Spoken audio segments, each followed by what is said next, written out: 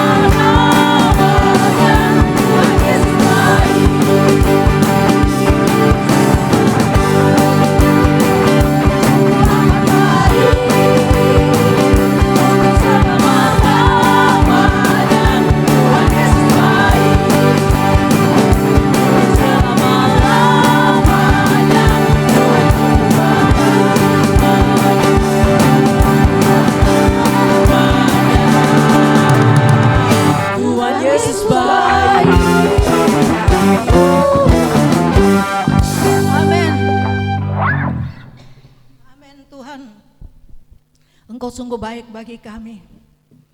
Engkau sungguh setia bagi kami. Engkau ya dan amin. Pada saat ini ya Tuhan, pertolongan kami sebagai umat-Mu hanya datang daripada Tuhan. Sebab itu ya Tuhan, Engkau berbicara bagi kami melalui kebenaran firman-Mu, sehingga firman-Mu itu mampu menguatkan kami, mampu mendidik kami. Berkuasalah pada saat ini ya Bapa. Haleluya. Firman-Mu berkata, Firman-Mu berkata, Kau besertaku, maka kuat roh dan jiwaku. Tangan-Mu Tuhan selalu ku nantikan. Di setiap langkahku percaya, dengan sayap-Mu ku akan terbang tinggi. Di tengah badai hidup ku tak menyerah. Kau kekuatan dan perlindungan bagiku, pertolonganku di tempat maha tinggi. Ku mengangkat tanganku, aku berserah. Kau ku nantikan, Kau yang ku sembah, Yesusku, Rajaku. mari bersama-sama berkata, firman-Mu berkata, Kau besertaku. Firman-Mu berkata, Kau besertaku, maka kuat roh dan jiwaku. Tangan-Mu Tuhan selalu ku nantikan.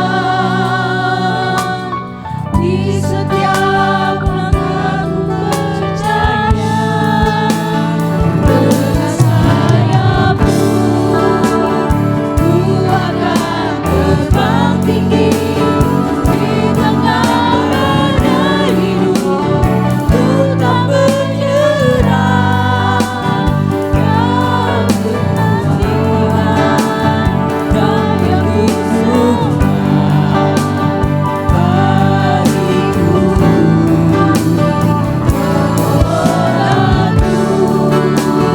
di tempat maha tinggi.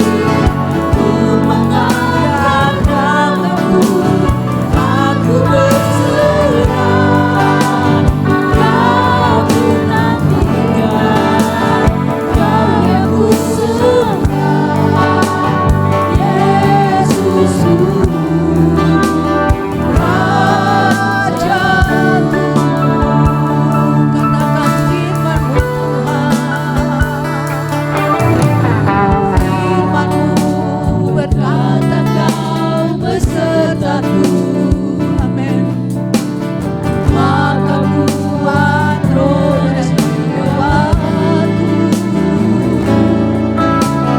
Tangan-Mu Tuhan selalu ku nantikan. Di setiap langkahku percaya, dengan sayap-Mu ku akan terbang tinggi. Di tengah badai hidup ku tak menyerah.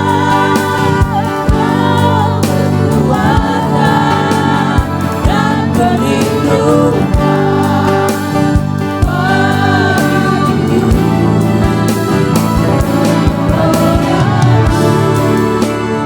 Di tempat maha tinggi ku mengangkat tanganku, aku berserah. Kau ku nantikan, Kau yang ku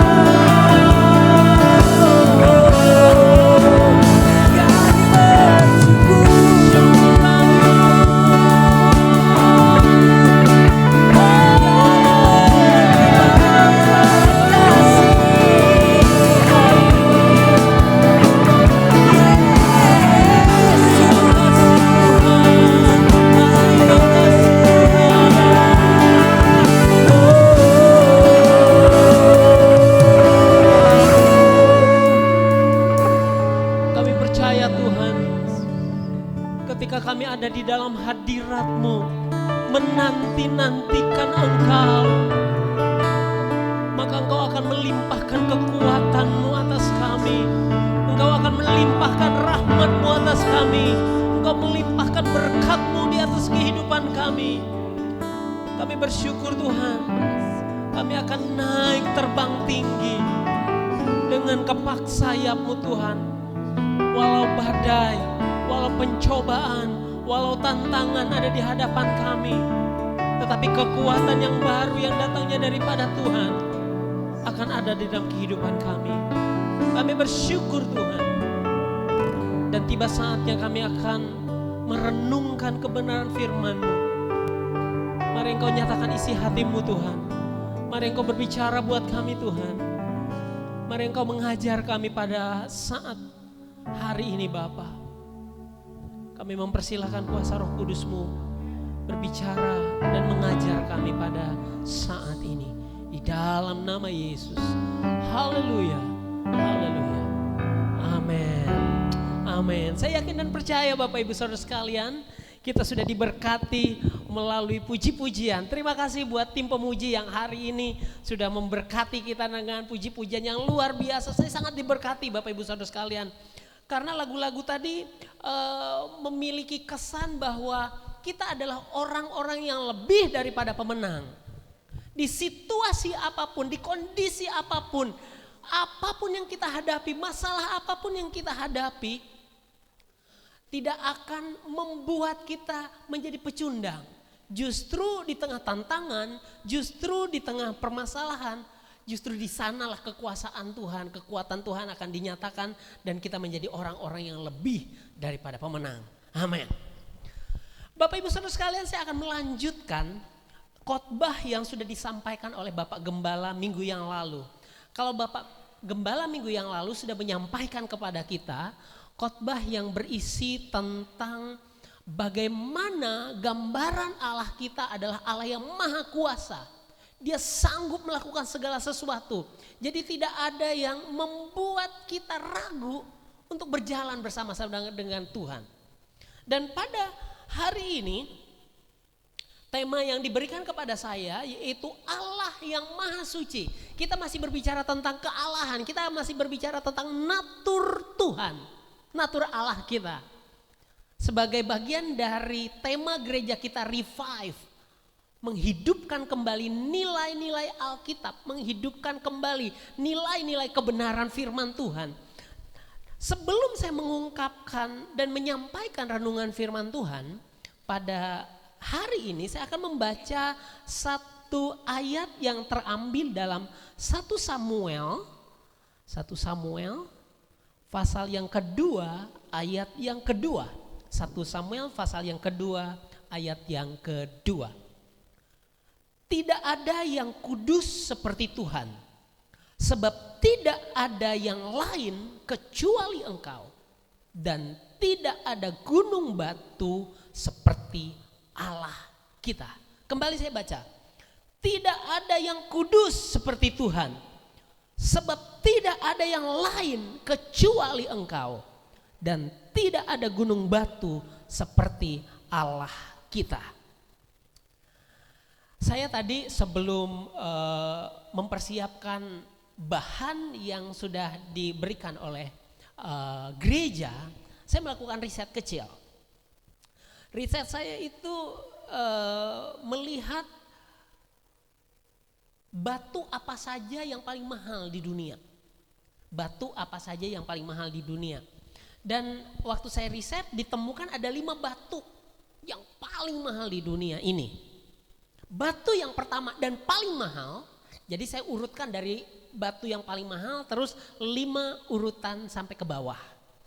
Yang pertama itu adalah berlian atau diamond yang anak-anak sekarang pada nyari diamond. Kalau main game online biasanya pasti mereka cari diamond. Ternyata Bapak Ibu Saudara sekalian, diamond itu atau berlian itu adalah batu yang paling mahal di dunia. Ternyata karakteristik dari diamond ini atau berlian ini adalah dia adalah batu yang paling keras. Batu yang paling keras. Dia batu yang paling solid. kualitas fisiknya terbaik dari antara semua batu. Jadi kualitas fisiknya itu paling baik di antara semua batu. Paling berkilau di antara semua batu. Dan harganya itu gak tanggung-tanggung, miliaran. Dan yang menariknya waktu saya membaca riset ini, ternyata di Kalimantan Selatan, di Martapura, itu adalah salah satu tempat di mana berlian di Indonesia itu ada dan terbaik ditemukan. Dan penambang-penambang berlian itu luar biasa kehidupan mereka. Yang kedua, yang paling mahal itu adalah safir, batu safir. Yang pertama adalah berlian, yang kedua batu safir. Dia dikenal dengan nama nilam. Jadi kalau misalnya Bapak Ibu memberikan nama anaknya nilam, itu berarti dia adalah batu safir, batu yang berharga.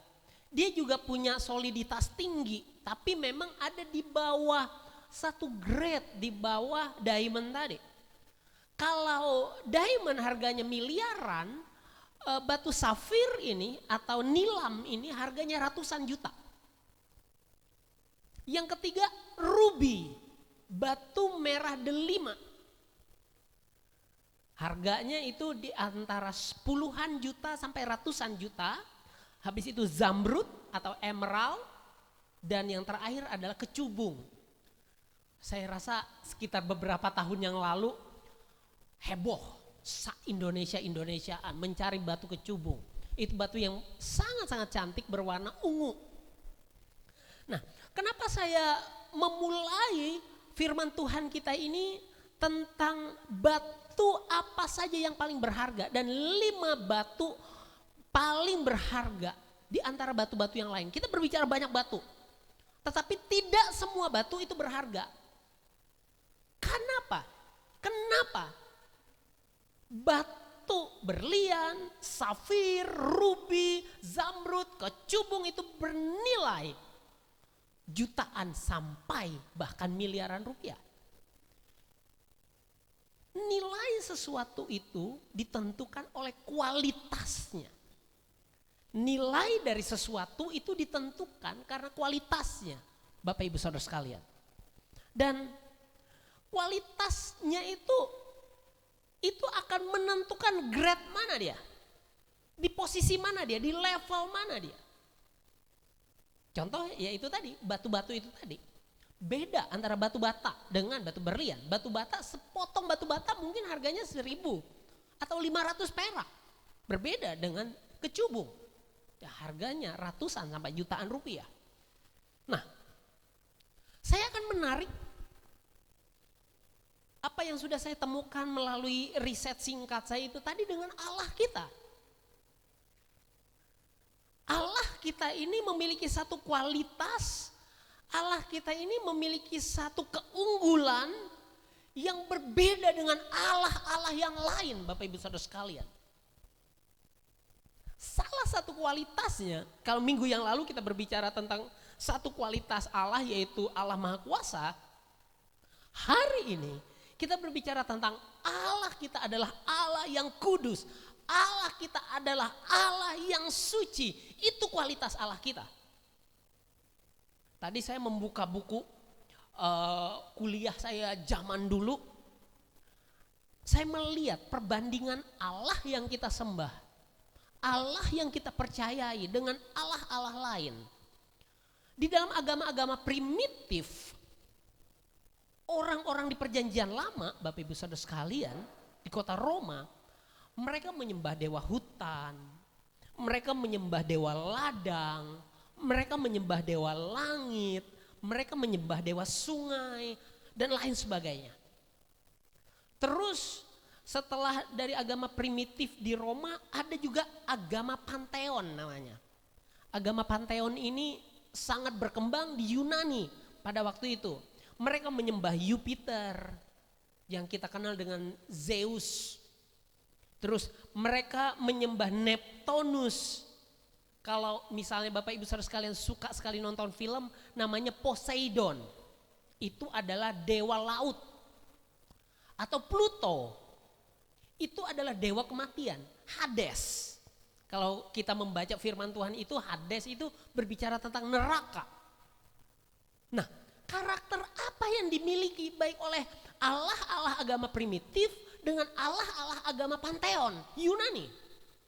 Ternyata ketika saya membuka-buka buku tadi, saya menemukan bahwa ajaran-ajaran agama primitif, ajaran-ajaran agama panteon itu mengajarkan dan mencerminkan kebejatan akhlak, kebejatan moral. Bayangkan Bapak Ibu Saudara sekalian, Allah mana kok bisa-bisanya meminta persembahan anak kecil di atas altar?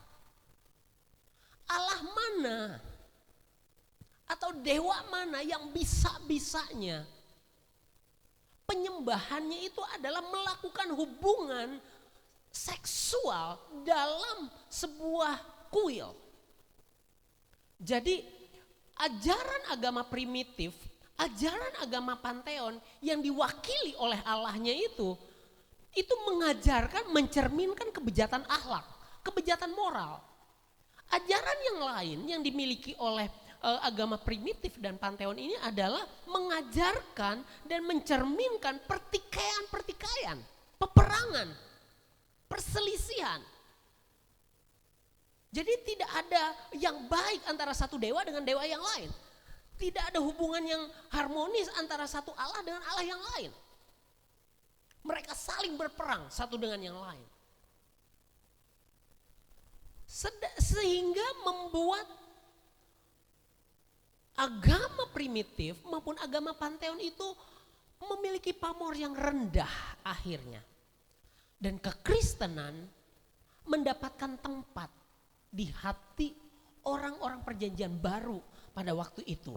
Ketika kekristenan diperkenalkan oleh Yesus dan murid-muridnya. Dan kita sudah membaca tadi. Di dalam 1 Samuel pasal 2 ayat 2 ini. Kita akan belajar 3 hal tentang Allah yang kudus. Ada 3 hal tentang Allah yang suci. Sebelumnya saya mau menyampaikan ada satu kata yang disampaikan oleh William Dearness dalam bukunya. Dia mengatakan bahwa kekudusan Allah itu sebagai pusat watak Allah. Allah boleh maha kuasa, Allah boleh maha hadir, Allah boleh apapun itu sifat-sifatnya. Tetapi kalau berbicara tentang kekudusan Allah, maka itu adalah pusat dari watak Allah.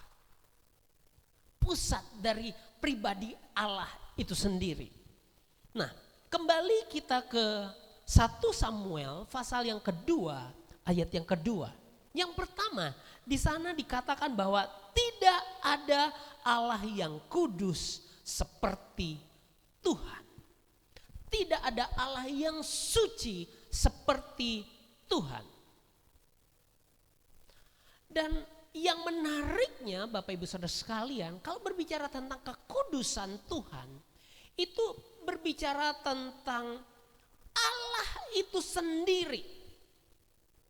Allah itu sendiri yang adalah pribadinya, hakikatnya adalah kudus. Hakikatnya adalah kudus. Allah itu sendiri di dalam dirinya sendiri mengandung kekudusan. Allah itu adalah Allah yang kudus. Mungkin kita sering mendengar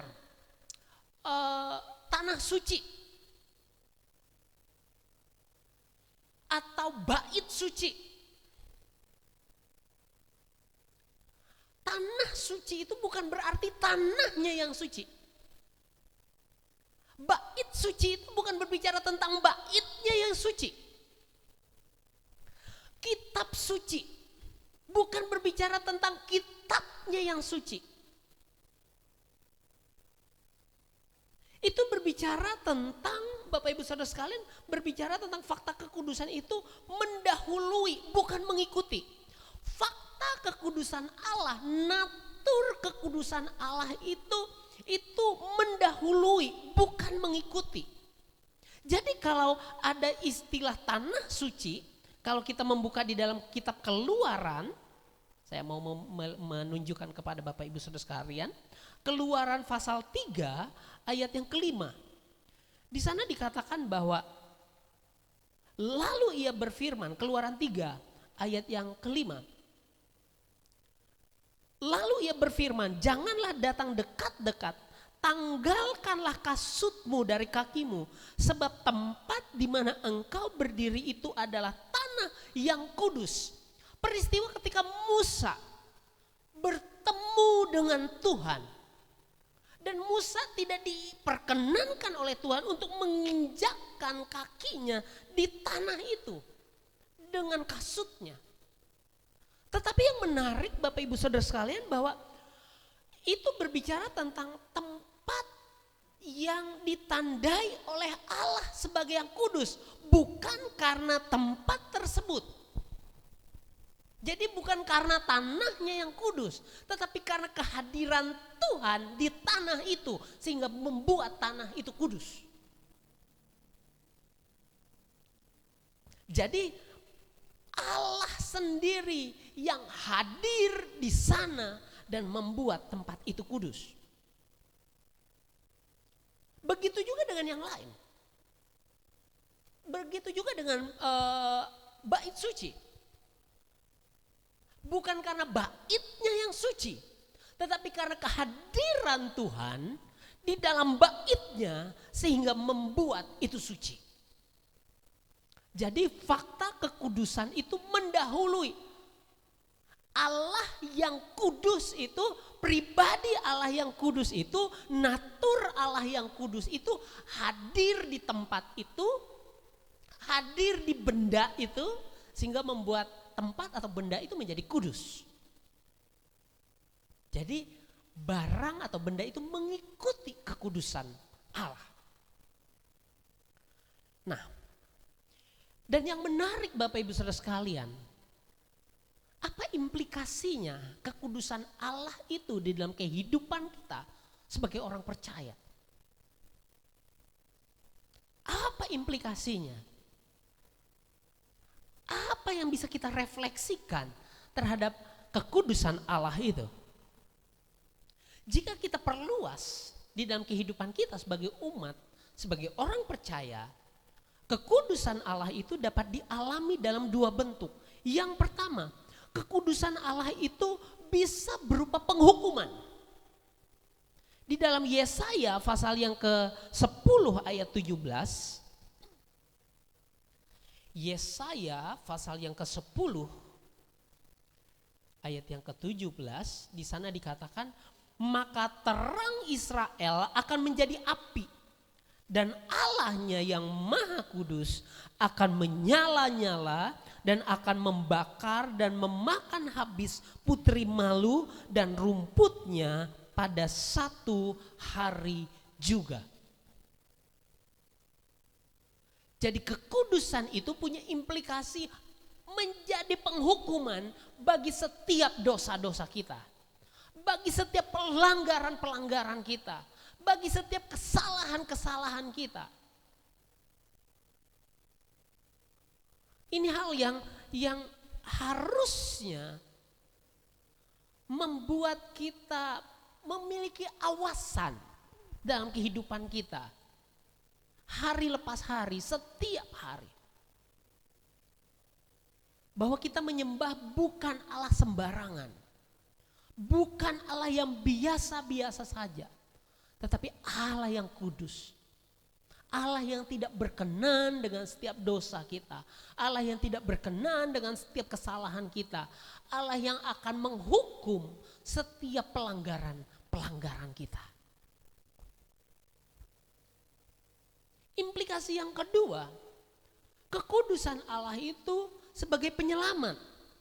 Di dalam Yesaya pasal yang ke-43, Yesaya 43 ayat yang ke-14, di sana dikatakan beginilah firman Tuhan penebusmu. Beginilah firman Tuhan penebusmu yang maha kudus Allah Israel. oleh karena kamu, aku mau menyuruh orang ke Babel dan mau membuka semua palang-palang pintu penjara dan sorak-sorai orang Kasdim menjadi keluh kesah. Di satu sisi kekudusan Allah itu menghukum setiap dosa. Di satu sisi kekudusan Allah itu akan membuat sebuah penghakiman terhadap segala kesalahan-kesalahan manusia. Tetapi di sisi yang lain, kekudusan Allah itu menyelamatkan. Kekudusan itu menolong. Kekudusan itu memberikan kemenangan. Kekudusan itu memampukan kita untuk menghadapi pergumulan-pergumulan hidup ini. Jadi kita bersyukur kepada Tuhan kita. Di satu sisi menjadi awasan untuk kita berhati-hati dengan kehidupan ini. Di satu sisi menjadi sebuah peringatan untuk kita menjaga hidup ini. Tetapi di sisi yang lain, kekudusan Allah itu memberkati kita, menyelamatkan kita. Luar biasa. Hal yang kedua, kalau yang pertama tadi Allah kita itu adalah Allah yang kudus, tidak ada yang kudus seperti Tuhan di dalam ayat yang kedua A. Di dalam ayat yang kedua B, sebab tidak ada yang lain kecuali Engkau. Tidak ada yang lain kecuali Engkau. Di dalam Ulangan ini hal yang menarik lagi. Di dalam kitab Ulangan pasal yang ke-6 ayat yang keempat, Ulangan 6 ayat yang keempat. Di sana dikatakan bahwa dengarlah hai orang Israel, Tuhan itu Allah kita, Tuhan itu Esa. Itu adalah Shema. Ajarkanlah. Kalau di dalam tradisi orang-orang Yahudi, mengajarkan orang-orang Yahudi diajarkan oleh Tuhan untuk mengajarkan kepada anak-anaknya, kepada keluarganya, mengingatkan kepada mereka bahwa tidak ada Allah yang lain.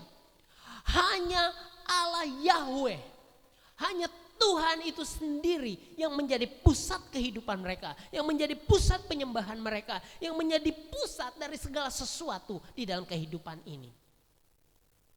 Saya kembali membacanya, Tuhan itu Allah kita, Tuhan itu Esa, dengarkanlah hai Israel.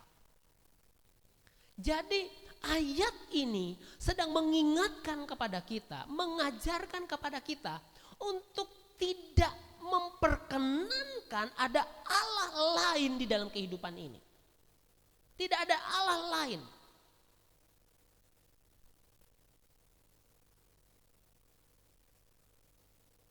Karena apa? Karena Allah lain itu sebagai sebuah kesia-siaan. Jadi di dalam Alkitab ini Bapak Ibu Saudara sekalian, kalau kita membaca juga ada di dalam kitab Yesaya. Saya boleh membacanya kembali buat kita semua. Yesaya pasal yang ke-43. Yesaya 43 ayat 10 sampai 11. Kamu inilah saksi-saksiku, demikianlah firman Tuhan, dan hambaku yang telah kupilih supaya kamu tahu dan percaya kepadaku dan mengerti bahwa aku tetap Dia. Sebelum aku tidak ada Allah dibentuk dan sesudah aku tidak akan ada lagi. Akulah Tuhan dan tidak ada juru selamat selain daripadaku.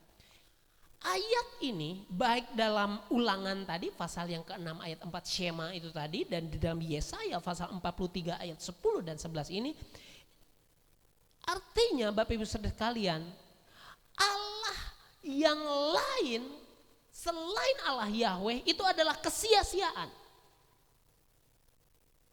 Itu bukan berbicara tentang meniadakan kealahan yang lain, tetapi berbicara tentang kesia-siaan ketika kita mempercayai mereka, Allah-Allah itu. Ketika kita menyembah Allah-Allah selain Allah Yahweh kita.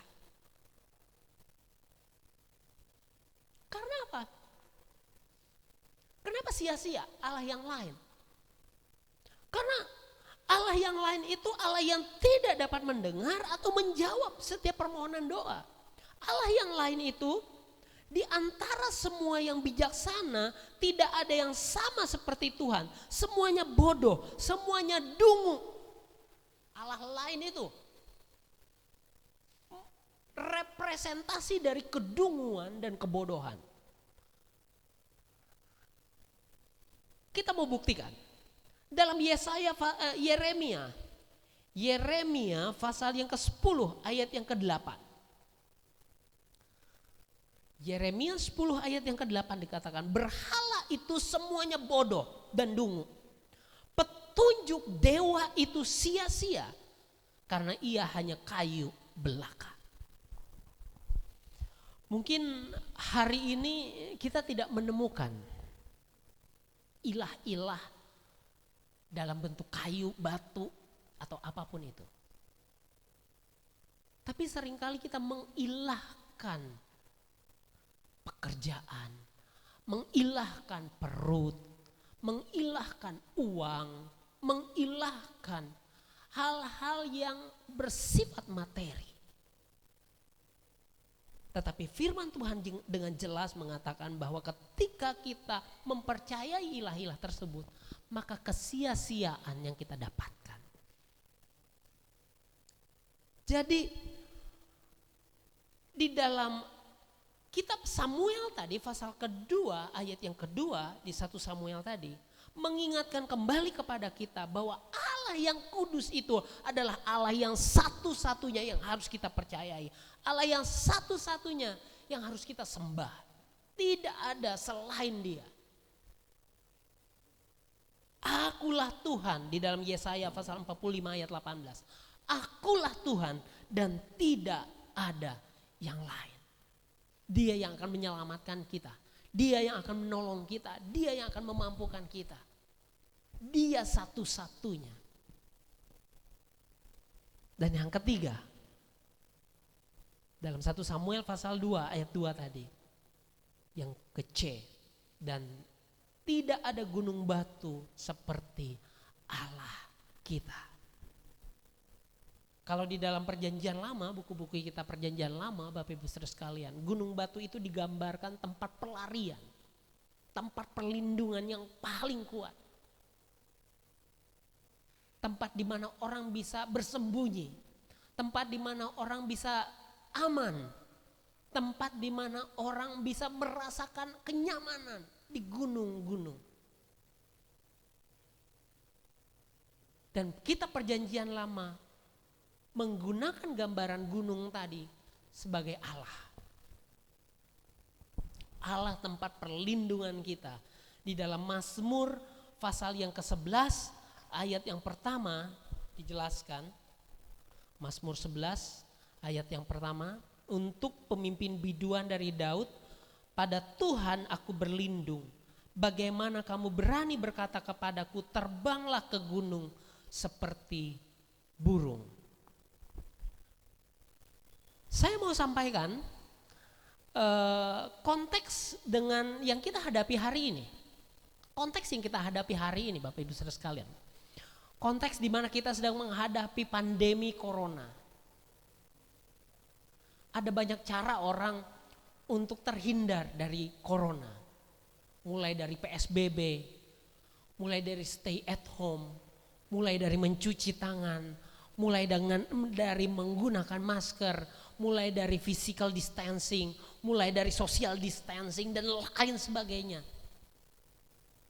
Itu sangat baik, itu sangat-sangat benar. Tetapi ketika kita berbicara tentang bagaimana kita memposisikan hidup kita di hadapan Allah yang Maha Kudus dalam masa-masa pandemi seperti ini, kita boleh berkata bahwa Dia adalah gunung batu keselamatan kita. Tuhan seperti gunung di mana kita bisa berlari untuk mendapatkan keamanan, di mana kita bisa berlari untuk mendapatkan perlindungan, di mana kita bisa berlari untuk memperoleh keselamatan karena Dia adalah Allah gunung batu keselamatan kita. Jadi ada jaminan bagi kita yang percaya, ada jaminan bagi kita supaya diselamatkan. Karena apa? Hidup kita aman di dalam perlindungannya. Mazmur pasal 42 ayat yang terakhir untuk kita baca pada saat hari ini. Mazmur 42 ayat yang kedua. Seperti rusa yang merindukan sungai yang berair, demikianlah jiwaku merindukan Engkau, ya Allah.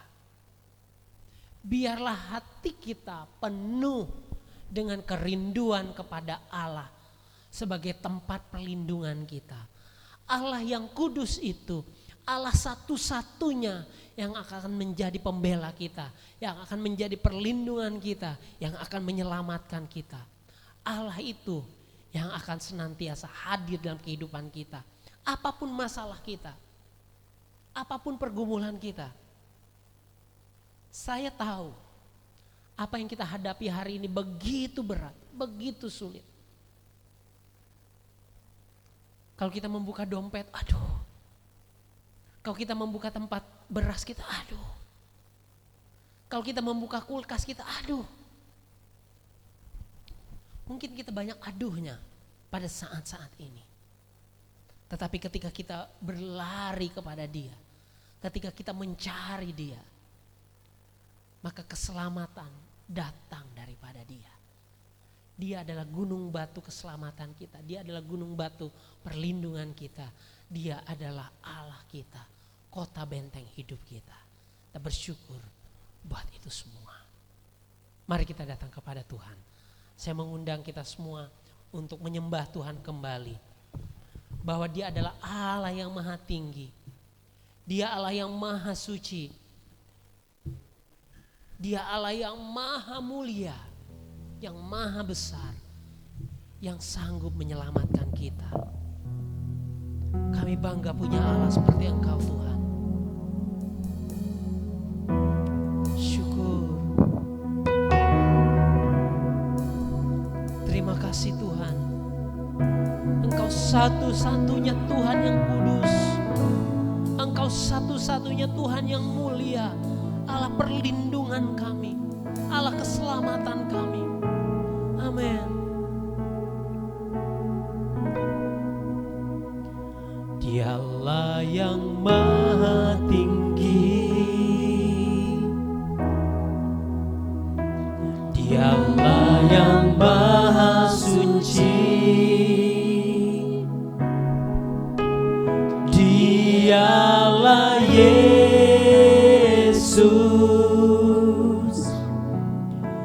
Raja damai.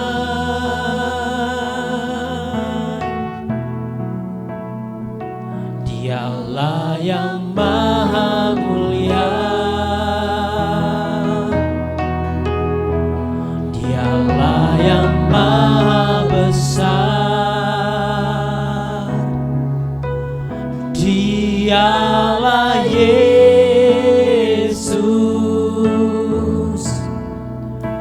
luar biasa. Kami bangga, kami bangga memiliki Allah seperti-Mu. Kami bahagia menjadi milik-Mu. Kami muliakan, kami tinggikan, kami agungkan nama-Mu Yesus. Kami bangga memiliki Allah seperti-Mu. Kami bahagia menjadi milik-Mu. Kami memuji, kami menyembah kepada-Mu Yesus.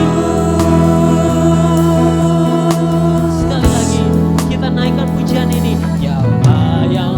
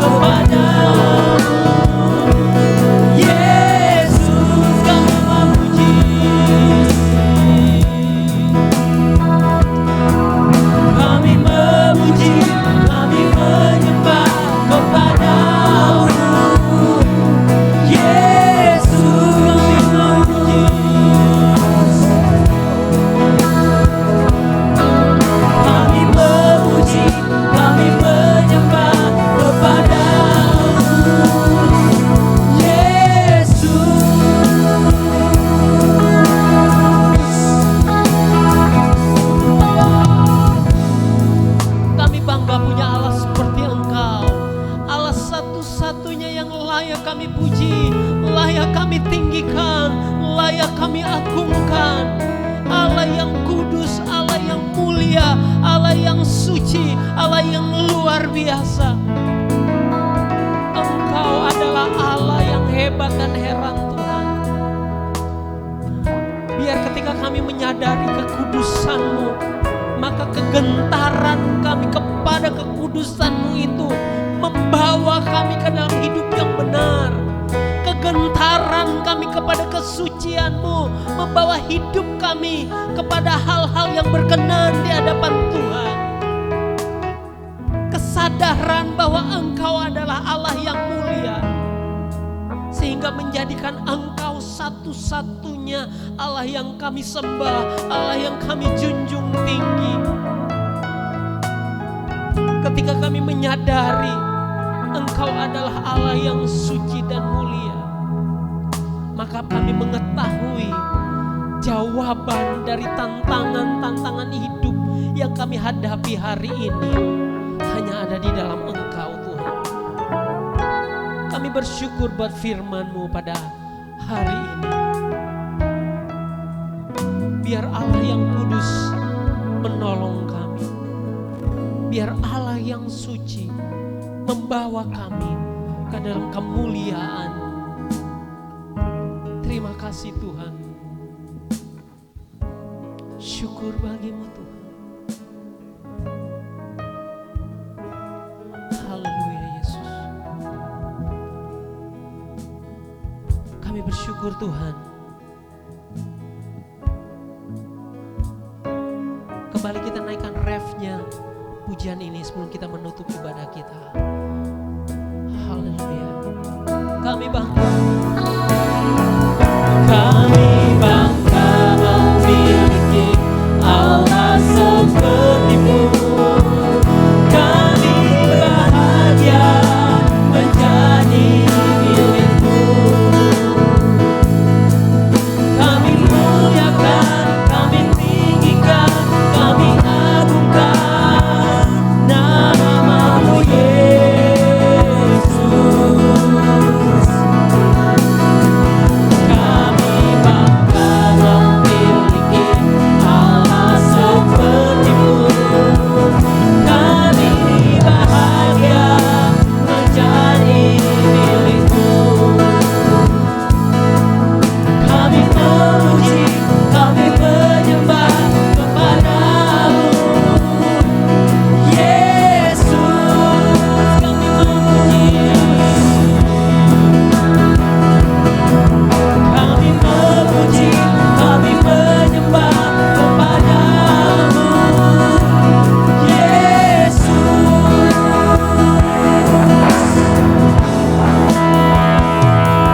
Haleluya. Di akhir ibadah kami pada siang hari ini Tuhan, kami bersyukur buat setiap kebaikan Tuhan.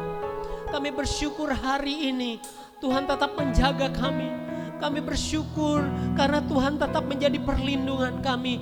Kami bersyukur jantung kami masih berdetak, darah kami masih mengalir, kami bisa masih menghirup udara yang segar, kami bisa masih makan Tuhan, kami masih bisa bekerja, kami bisa beraktivitas. Kami bersyukur buat keluarga kami bersyukur buat pelayanan kami bersyukur buat semua hal yang Tuhan kerjakan.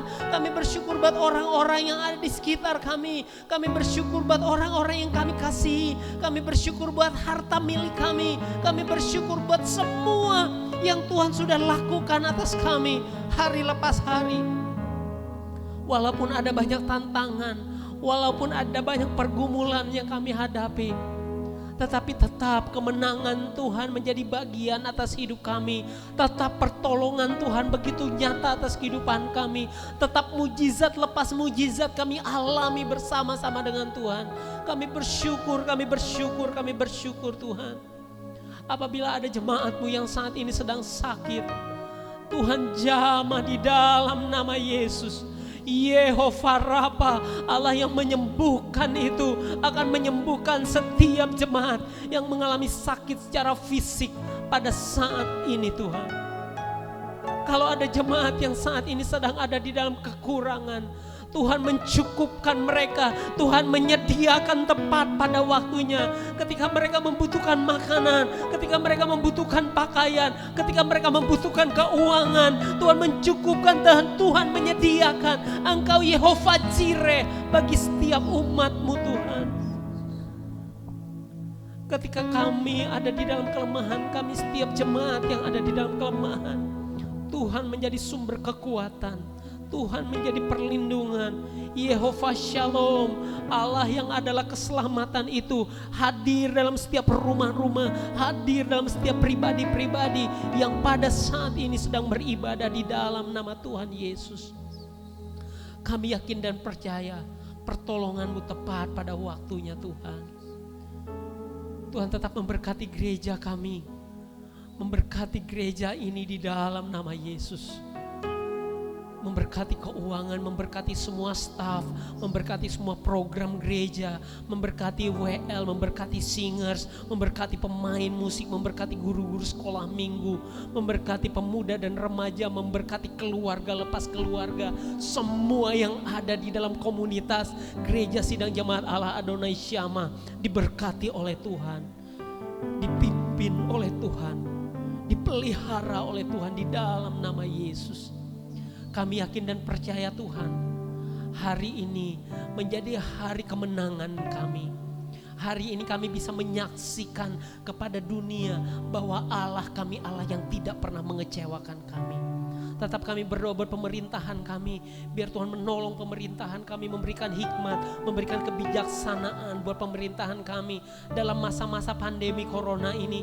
Biar mereka tetap diberikan hikmat untuk mencari solusi-solusi yang terbaik untuk negara ini.